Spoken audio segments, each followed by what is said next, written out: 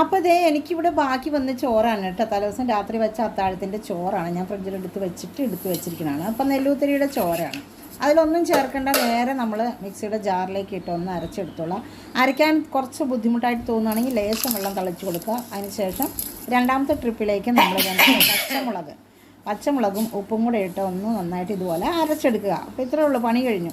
ഇനി ഇതിനകത്ത് ചേർക്കേണ്ട സംഭവങ്ങളാണ്. ഒന്ന് കായപ്പൊടി ചേർക്കണം. നമ്മളെപ്പോഴും കായം പാചകത്തിൽ ഒരുപാട് ചേർക്കേണ്ട ഒരു കാര്യമാണ്. നമുക്ക് ദഹനത്തിനും വയറിനും ഒക്കെ വളരെ നല്ലതാണ്. നല്ലൊരു സ്മെല്ലും കൊടുക്കും. എന്ത് സാധനം ഉണ്ടാക്കിയാലും നല്ലൊരു സ്മെല്ല് കൊടുക്കുക കായമാണ്. പിന്നെ നമ്മൾ എള്ള് കഴുകി എടുത്ത് അതിലും ചേർക്കാം. വളരെ ഇഷ്ടമാതിരി ചേർക്കാം. നമ്മളിത് സ്നാക്കൊക്കെ ആയിട്ട് വൈകുന്നേരത്തെ കഴിക്കുമ്പോൾ നല്ലതാണ് എള്ള് ഒരുപാട് ഇട്ടാൽ. പിന്നെ കുറച്ച് അയമോദകം ഞാനിട്ടു, കുറച്ച് ജീരകം ഇട്ടു. അത് ഞാനുണ്ടാക്കുന്ന രീതിയാണ് കേട്ടോ നിങ്ങളെ കാണിക്കുന്നത്. ഇതിലേതെങ്കിലും ഒരെണ്ണം ഇട്ടിട്ട് നമുക്ക് ചെയ്യാം. പക്ഷെ ഞാൻ ഉണ്ടാക്കുമ്പോൾ ഇതുപോലെ ചെയ്യാറുണ്ട്. ഇനി ആ ഉപ്പ് എല്ലാ ഭാഗത്തേക്കും നമ്മൾ രണ്ടാമത്തെ ട്രിപ്പ് അടച്ചയിലാണ് ഉപ്പിട്ടത്. അപ്പോൾ അതെല്ലാം കൂടെ മിക്സ് ചെയ്ത് ഇതുപോലെ ഒന്ന് എടുക്കുക. ഇതിലും വെള്ളത്തിലാവാതെ നോക്കണം കേട്ടോ. ഇനി ഇതിനകത്ത് വേറെ ഒന്നും ചേർക്കുന്നില്ല. അത് എന്ത് പെട്ടെന്ന് പണി കഴിഞ്ഞ് നോക്കാം. അപ്പോൾ പച്ചമുളക്, കുറച്ച് അയമോദകം, കുറച്ച് ജീരകം, കുറച്ച് വെള്ളം, ഇത്രയും കഴുകിയിട്ടത്, കുറച്ച് കായപ്പൊടിയും കൂടെ ഇട്ട് നമ്മൾ ചോറ് ഇതുപോലെ കുഴച്ചെടുക്കുക. ഇനി നമ്മൾ നല്ല കട്ടിയുള്ള ഒരു കവർ, അതായത് ഈ ദോശമാവ് അല്ലെങ്കിൽ അരിപ്പൊടികളൊക്കെ മേടിക്കുന്ന കവറുകളുണ്ടല്ലോ, കുറച്ച് കട്ടി ഉണ്ടാവും. അത് 1 കിലോൻ്റെ കവർ എടുത്തു കഴിഞ്ഞാൽ നമുക്ക് ഒരു ട്രിപ്പ് ഇത്രയും ഒരു പ്രാവശ്യം അങ്ങ് എടുക്കാം. പിന്നെ കയ്യിലൊന്നും ആവേണ്ട കാര്യങ്ങളില്ല കണ്ടോ. എന്നിട്ട് ഞാൻ ഈ കവറിനകത്തേക്ക് ഇത് അങ്ങ് ഇട്ടാൽ മതി. മുഴുവനോടെ ഇതിനകത്തേക്ക് ഇപ്പോൾ കൊള്ളും. 1 കിലോൻ്റെ പുട്ടുപൊടിയുടെ കവറാണ് ഞാൻ എടുത്തത്. അപ്പോൾ ഇതിലേക്ക് നിറച്ച് വെക്കുക. നിറച്ച് വെച്ച ശേഷം അതിൻ്റെ അരികൊക്കെ നിന്ന് നിവർത്തിയ ശേഷം നന്നായിട്ട് കൂട്ടി പിടിക്കുക.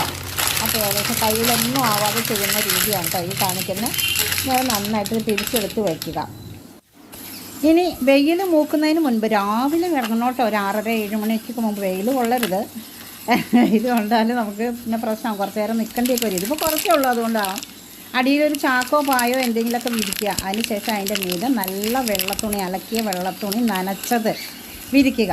അപ്പോൾ ഇതിനായിട്ട് ഞാൻ വെച്ചിട്ടുള്ള ഒരു തുണിയാണ് കേട്ടോ, കണ്ടോ.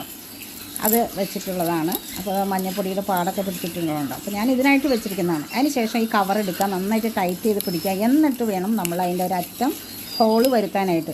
അതിന് മുൻപേ കണ്ടിച്ച് വെച്ചാൽ അതിങ്ങനെ പോയിക്കൊണ്ടിരിക്കും. അപ്പോൾ അതുകൊണ്ടാണ് പതുക്കെ നമ്മളിത് ഒഴിക്കാൻ നേരത്ത്, അതായത് എഴുതുക എന്ന് പറയും, കൊണ്ടാട്ടം എഴുതുക എന്ന് പറയും. അതായത് അത്ര ഭംഗിയായിട്ട് എഴുതുന്നവരുണ്ട്. ഞാനത്ര പെർഫെക്റ്റൊന്നും അല്ല കേട്ടോ. ഇങ്ങനെ വളന്നൊന്നും വരില്ല. നേരെ സ്ട്രൈറ്റായിട്ട് ലൈനായിട്ട് തന്നെ ഇരിക്കുന്ന അമ്മമാരുണ്ട്. ഞാനൊക്കെ അതിനകത്തൊക്കെ വലിയ എക്സ്പേർട്ടൊന്നും അല്ല. കണ്ടോ, ഇതുപോലെ അങ്ങോട്ടേക്ക് വരയ്ക്കുക. ഇതിനാണ് നമ്മൾ കൊണ്ടാട്ടം എഴുതുക എന്നാണ് ഞങ്ങളൊക്കെ പറയുന്നത്.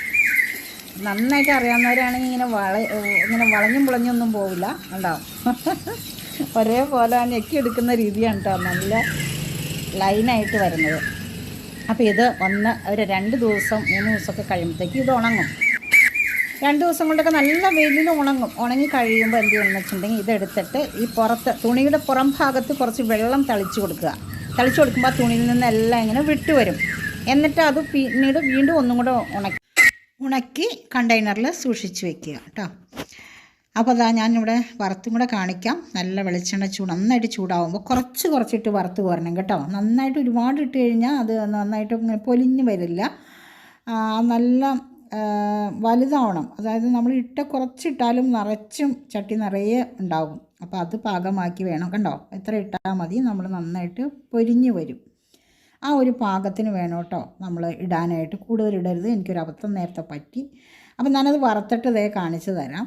അത് വൈറ്റ് കളർ ആവണത് വരെ, അതായത് ചുവന്ന കളറിലേക്ക് പോണേക്ക് മുമ്പ് നമ്മൾ കോരിയെടുക്കുക. നമ്മൾ നിറച്ച് വറുത്ത് കോരിയിട്ടുണ്ട്. വൈകുന്നേരത്തെ കട്ടൻ കാപ്പിയുടെ കൂടെ കഴിക്കാനോ അല്ലെങ്കിൽ നല്ല തൈര് ചേർത്തിട്ടുള്ള ചോറ്, തൈര് സാദത്തിൻ്റെ കൂടെ അല്ലെങ്കിൽ മോരൊഴിച്ചൊക്കെ കഴിക്കുമ്പോൾ ഉണ്ടല്ലോ, ഈ കൊണ്ടാട്ടം ഉണ്ടെങ്കിലുണ്ടല്ലോ എന്താ പറയുകയെന്നറിയില്ല കേട്ടോ. നല്ല പപ്പടത്തിനേക്കാളും നല്ല മൊരുമൊരാന്നാണ് കേട്ടോ. അപ്പോൾ ഇതൊന്ന് ട്രൈ ചെയ്യുക. ആരും ചോറ് ബാക്കി വന്നാൽ കളയരുത് കേട്ടോ. ഓക്കെ.